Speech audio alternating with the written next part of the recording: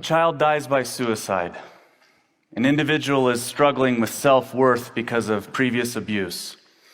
A parent's heart is breaking as they watch a child lose confidence because of a learning disorder. After a divorce, a mother is terrified about the future. Some individuals are more often acquainted with these types of stories than others. But aren't we all impacted by life situations? We all have people who are close to us who struggle at different points in their life and are left vulnerable. We may be a friend, a church leader, a neighbor, family friend, a coworker, but we're all placed in situations to help.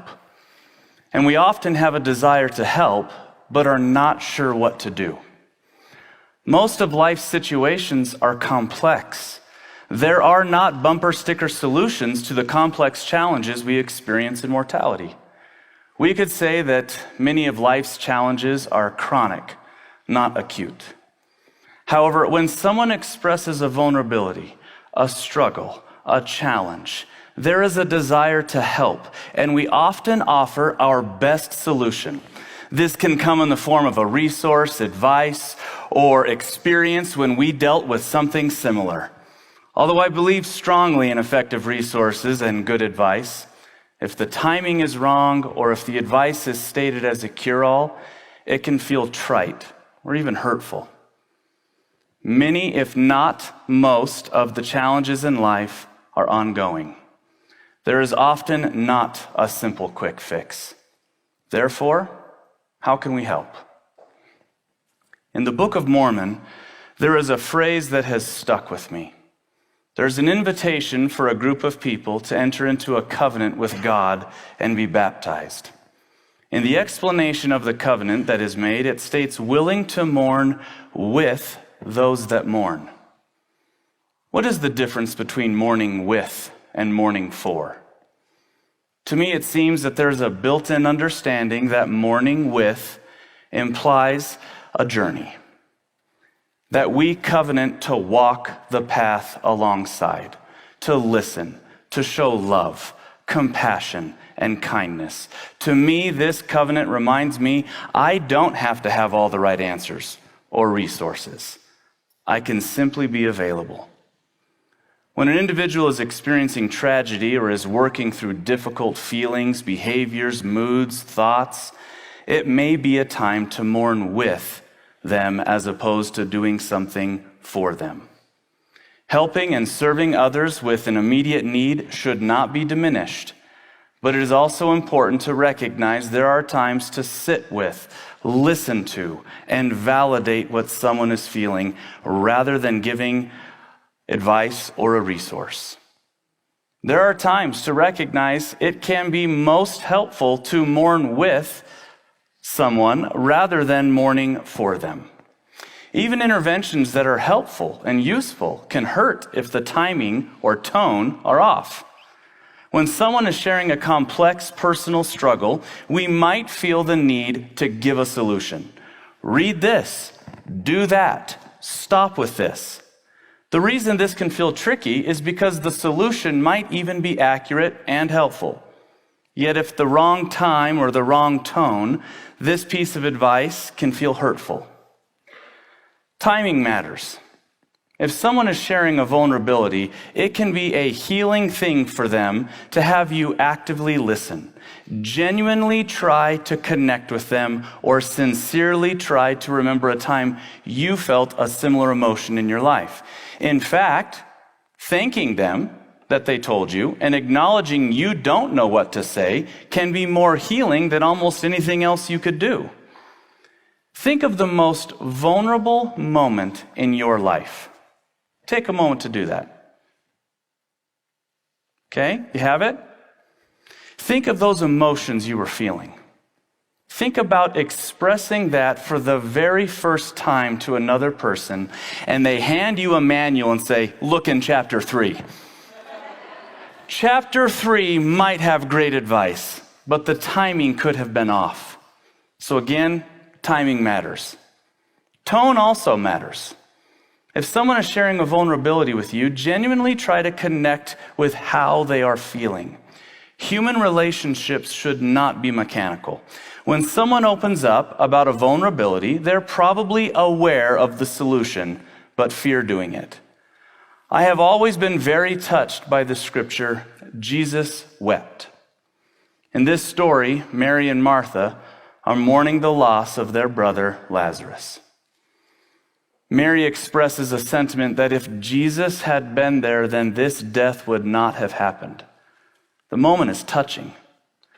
I am touched that it appears that Jesus wept in part because Mary and Martha were weeping. He was present with them. In my work, I come across vulnerable experiences often. Consider the following situations as examples and listen for the difference in approach. Example 1, here's the vulnerability. Someone says, I don't know what has happened to me. The dentist gave me some painkillers 6 months ago, and I can't fully explain it, but I think I have a drug problem. Response? You should stop taking drugs illegally. Or, my church offers a 12-step program. You should go there. Again, this might be wonderful advice, but the timing feels condescending. Often the person will want to close up.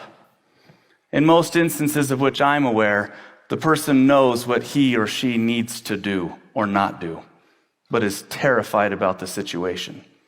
In many cases, individuals know principles and doctrine that have been taught that would apply in their situation, but the situation feels overwhelming. Compare that example with the following and imagine the emotion you might feel if you were the one sharing. The person expresses the vulnerability. I don't know what has happened to me. The dentist gave me some painkillers 6 months ago, and I can't fully explain it, but I think I have a drug problem. Response? Thank you so much for trusting me enough to tell me. I'm not sure what to say. Are you scared? Timing and tone can be as healing as a resource or advice, sometimes more so. Timing and tone can help us mourn with those that mourn, and not simply mourn for those that mourn. Complex problems often require time, so give it time. We can sometimes get caught in believing that if I do this, then I will immediately get that. I was touched by a story I heard of a young man who was wrestling with a very difficult life question. The young man approached his bishop, his local congregational leader, with whom he had a wonderful relationship, to talk about this question. The bishop had not worked with someone in this particular situation before. He continually offered his support, and at one point in his journey, this good bishop asked, "What resource can I help you get?" The young man, who was already well aware of all existing resources on this matter, said, "Bishop, you're the resource." The relationship was healing and enabled the bishop to help the young man come to the ultimate healer, Jesus Christ. A few years ago, I had an experience with my good friend that taught me a lesson in a very profound way. My friend and his wife were experiencing some tough times. This wonderful woman was a young mother of 5 and had experienced some health challenges. One Sunday, in the middle of church, I was informed that when my friend went home in between church classes to check on his wife, he found that she had passed away. I left my meetings and rushed to his house.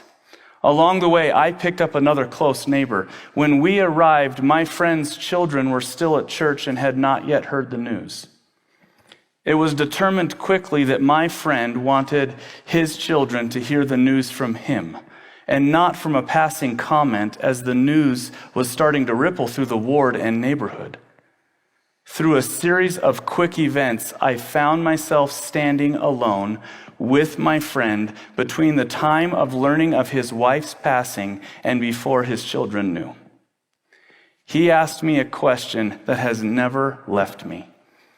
"Sheldon, How do I tell my children that their mother has passed away? At that point in my life, I was a licensed counselor. I had visited with hundreds of individuals who had experienced grief and loss. I had taught dozens, if not hundreds, of lessons on covenants, God's plan, and faith. And yet, in that moment, I had nothing to say. We hugged and cried. He didn't need a scripture, a resource, a pamphlet, advice in that moment. He just needed me to be present with him. I spoke with my friend before this talk. He told me that I did tell him something that helped, which shocked me a little bit. I asked him, what did I say? He reminded me that I said, there's not going to be a right way to approach this. I learned and relearned through this experience, there is a difference between mourning with and mourning for. So what's the take home? Whatever our sphere of influence, I hope we can learn to mourn with, walk with, cry with, wait with, listen with, and not simply mourn for those around us. Thank you.